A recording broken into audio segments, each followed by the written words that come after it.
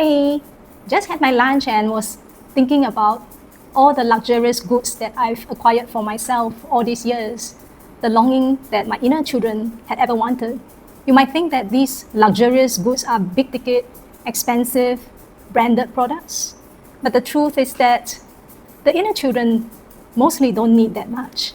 And I was reflecting on their request list, or perhaps subtle yearnings were things like, what's that BlackBerry? Can we buy that BlackBerry, that we've long yearned to try, but always felt that it was too expensive, too out of reach for us, that we should be contented with whatever fruit is placed on our table.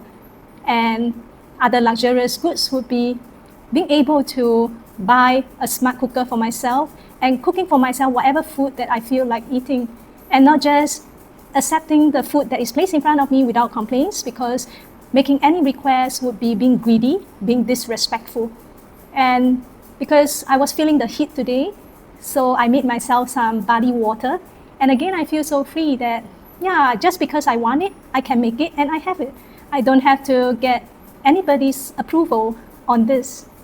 And why I'm sharing all this is because on the topic of inferiority complex, if we suffer from it, many a times it stems from our traumatized inner children who felt unloved, unsafe, and insecure back then. And from all the experiences growing up, many of us were unable to receive the unconditional love from our parents simply because they were trying their level best, and their definition of love was what was inherited down the family line. So they could only give so much love as they understood.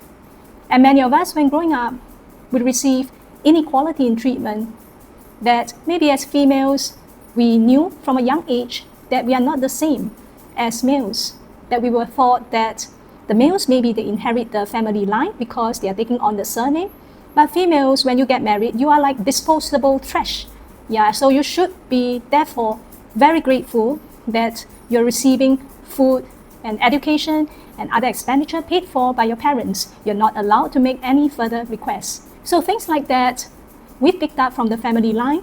We've received so much unequal treatment, unequal love, that we also learn along the way that we are not beautiful enough, we are not smart enough, we are not skinny enough, we are not as capable, as worthy as maybe other siblings, other cousins, nieces, whatnot, and even other peers.